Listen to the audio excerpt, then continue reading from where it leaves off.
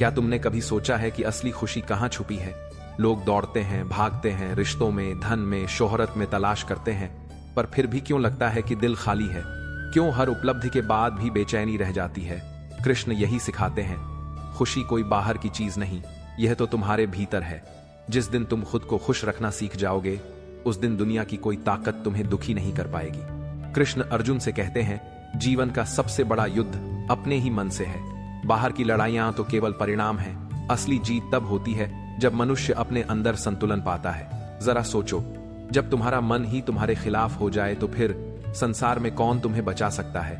और अगर तुम्हारा मन तुम्हारे साथ खड़ा हो जाए तो फिर कौन तुम्हें हरा सकता है?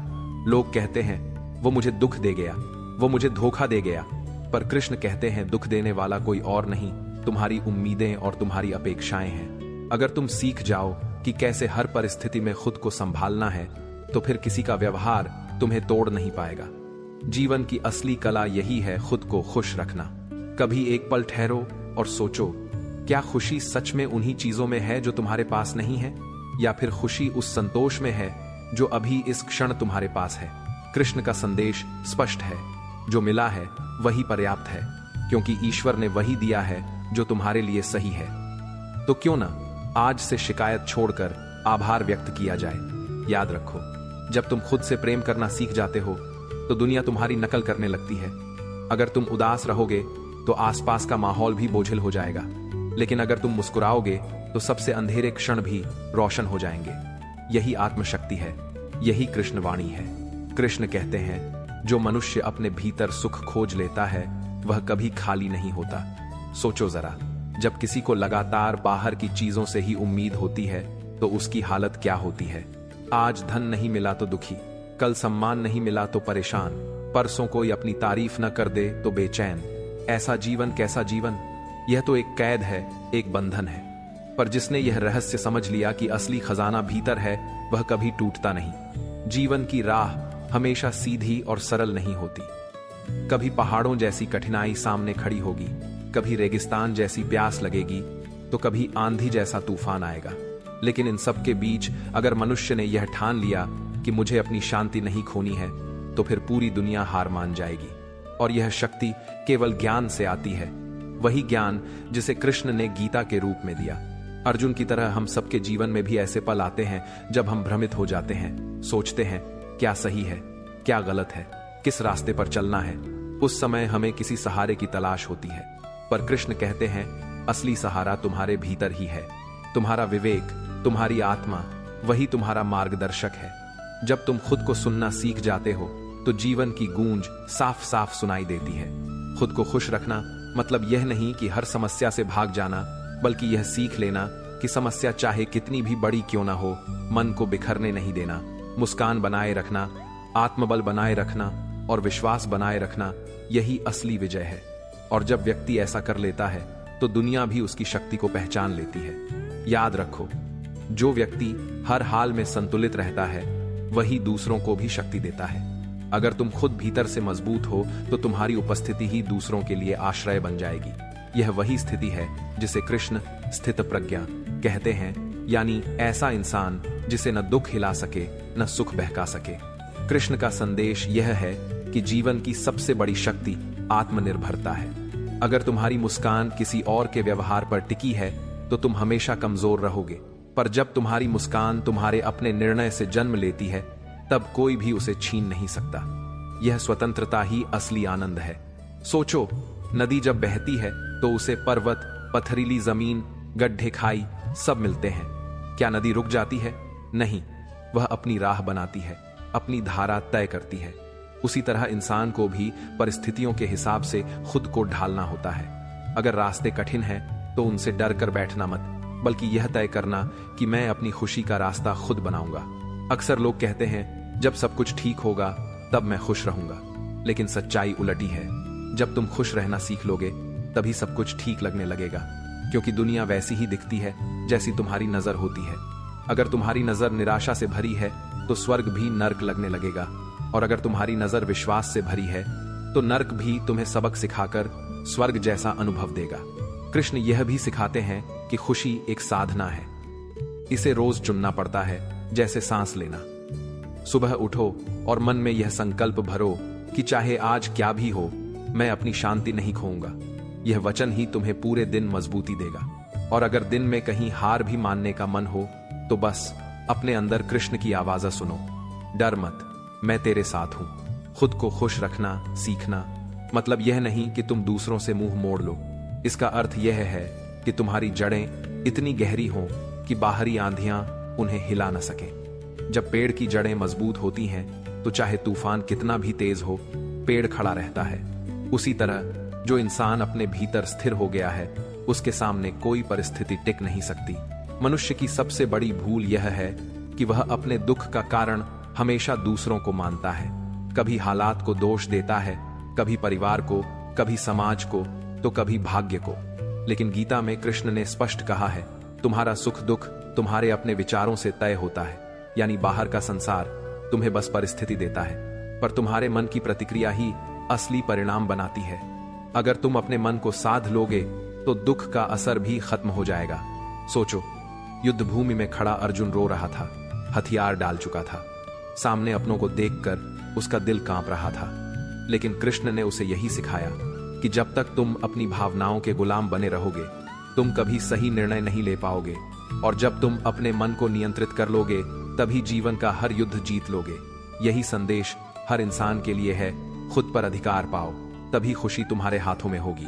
खुद को खुश रखना एक साधारण आदत नहीं, यह आत्मा की गहराई से जुड़ा निर्णय है। जब इंसान यह ठान लेता है कि मैं अपनी ऊर्जा नकारात्मकता में बर्बाद नहीं करूंगा, तो उसकी आभा ही बदल जाती है।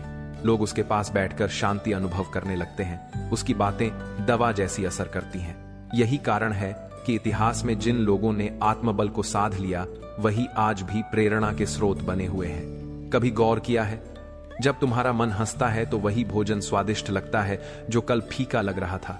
वही घर आरामदायक लगता है जो कल बोझ जैसा लग रहा था। तो असली बदलाव बाहर नहीं, तुम्हारे भीतर होता है।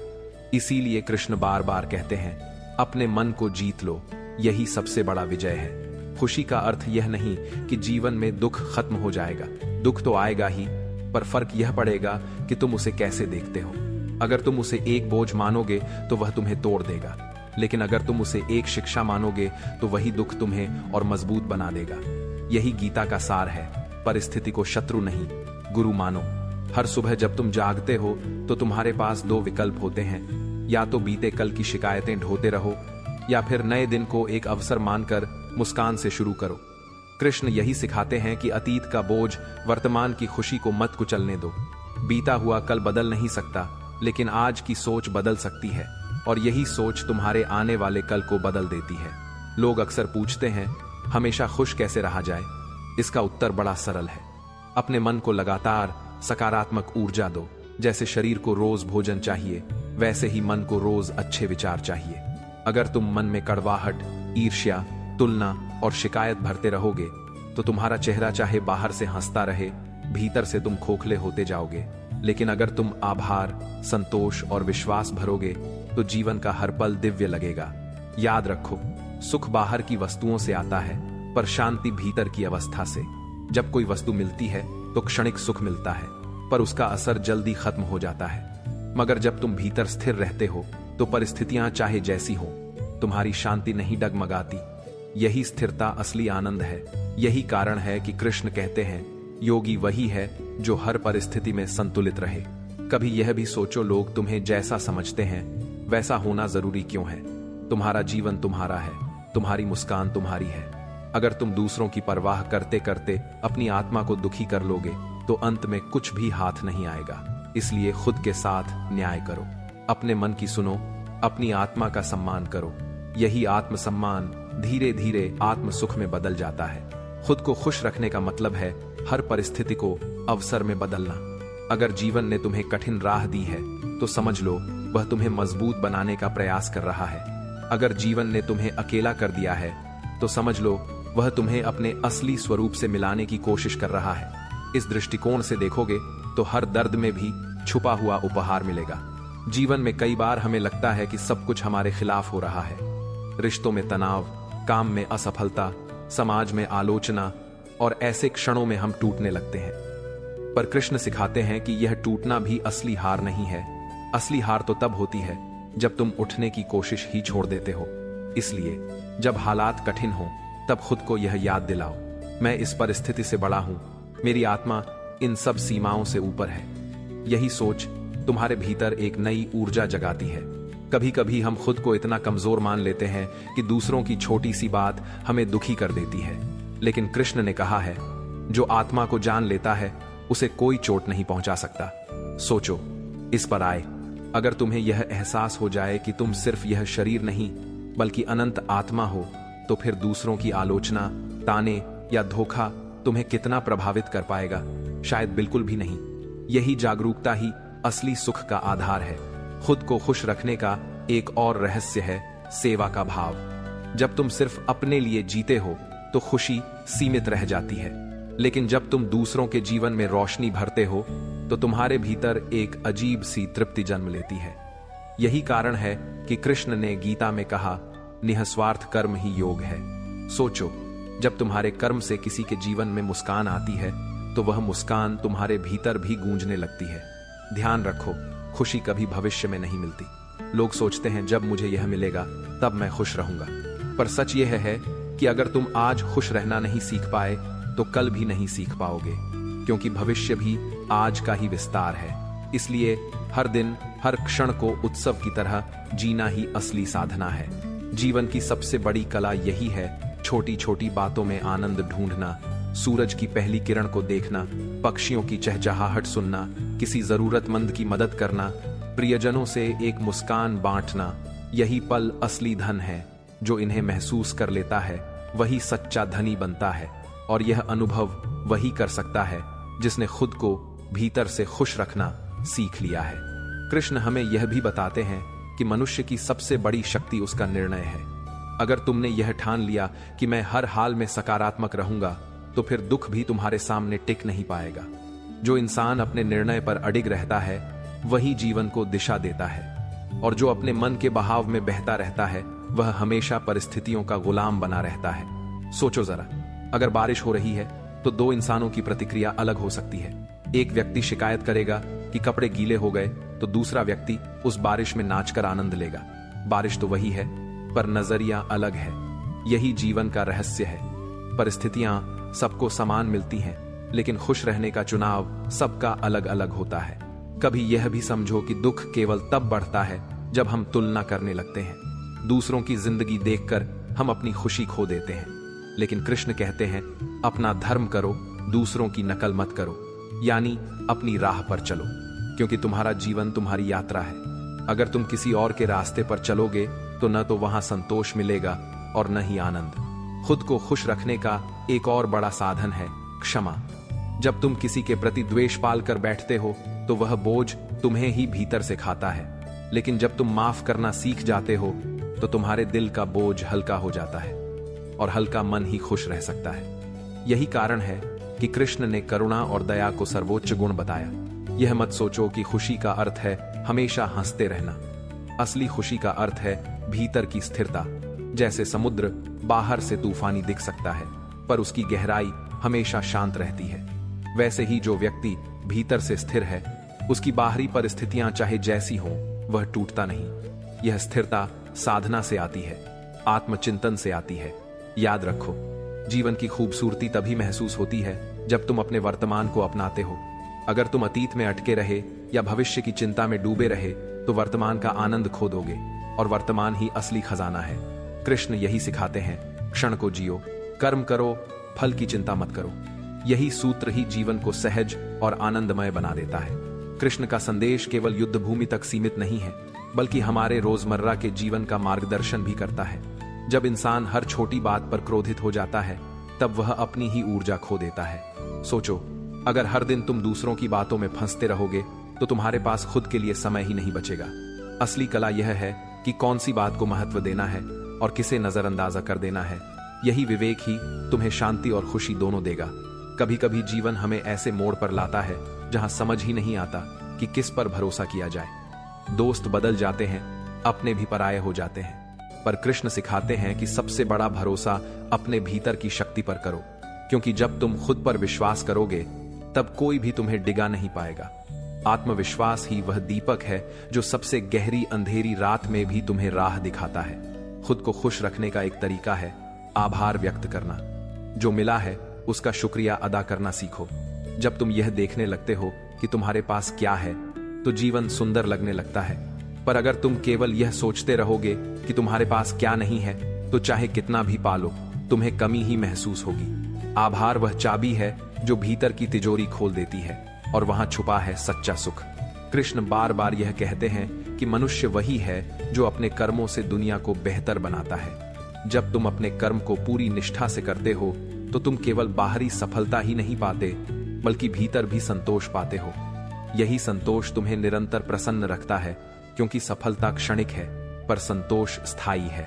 सोचो, अगर तुम्हें हर दिन यह अवसर मिले कि तुम दूसरों के जीवन में कुछ अच्छा कर सको तो क्या वह तुम्हारे लिए सबसे बड़ी खुशी नहीं होगी?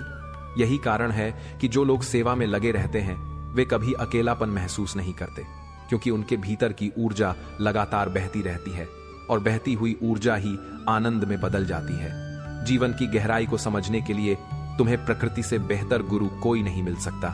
देखो ना, सूरज हर दिन उगता है, हर दिन डूबता है, पर कभी शिकायत नहीं करता कि कल बादल थे या आज कोई उसकी रोशनी का मूल्य नहीं समझ रहा।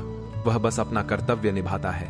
यही सीख कृष्ण हमें देते हैं, कर्तव्य करो, परिणाम की चिंता मत करो।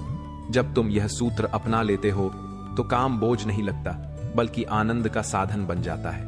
पेड़ को ही देख लो, वह कभी अपने फल खुद नहीं खाता, वह तो दूसरों को देता है। उसकी शाखाएं छाया देती हैं, पत्ते प्राणवायु देते हैं, तना सहारा देता है। फिर भी पेड़ हमेशा चुपचाप खड़ा रहता है, कभी शिकायत नहीं करता।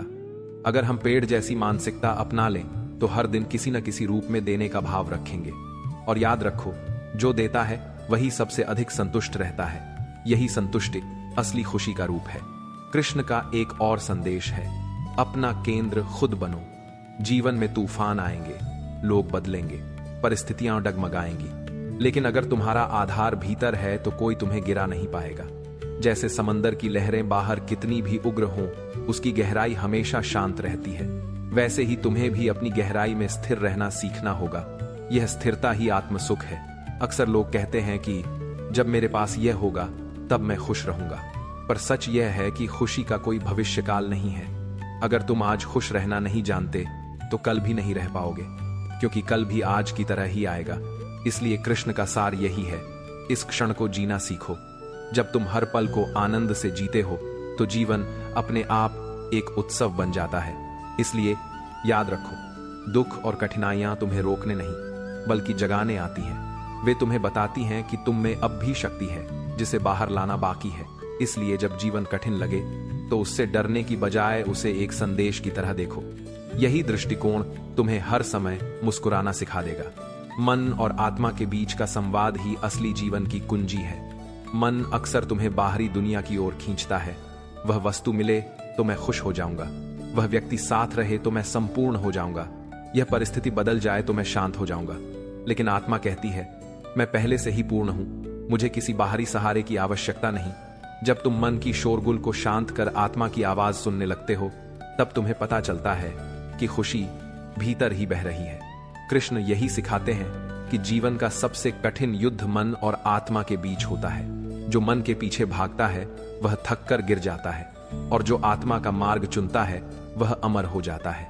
सोचो, जब अर्जुन युद्ध से भागना चाहता था तब कृष्ण ने कहा था, तेरे भीतर जो कर्तव्य है वही तेरा धर्म है, उससे मत भाग। यह केवल अर्जुन के लिए नहीं था बल्कि हर मनुष्य के लिए संदेश था। खुद को खुश रखना मतलब है अपने मन को साधना। जब तुम अपने विचारों को नियंत्रित कर लेते हो तो दुख तुम्हें छू भी नहीं पाता। दुख का बीज केवल विचारों में होता है। अगर तुम उस बीज को पानी देना बंद कर दो तो वह अंकुर ही नहीं फूटेगा। यही आत्मानुशासन है, यही असली साधना है। सोचो, जब कोई तुम्हारे खिलाफ बोलता है तो सबसे पहले प्रतिक्रिया किसकी होती है? मन की। वह तुरंत आहत हो जाता है। लेकिन अगर उस क्षण तुम भीतर की आत्मा को याद कर लो तो तुम्हें लगेगा, क्या यह सचमुच मेरे मूल्य को घटा सकता है? नहीं, और उसी पल तुम्हारी पीड़ा समाप्त हो जाएगी। यही अभ्यास धीरे धीरे तुम्हें हर परिस्थिति में स्थिर बना देता है। कृष्ण का संदेश यह भी है कि जो व्यक्ति अपने भीतर से जुड़ जाता है वही दूसरों को सच्ची खुशी दे सकता है। क्योंकि जो खुद दुखी है वह दूसरों को सुख कैसे दे पाएगा। इसीलिए पहले खुद को पूर्ण बनाओ, फिर संसार के साथ साझा करो।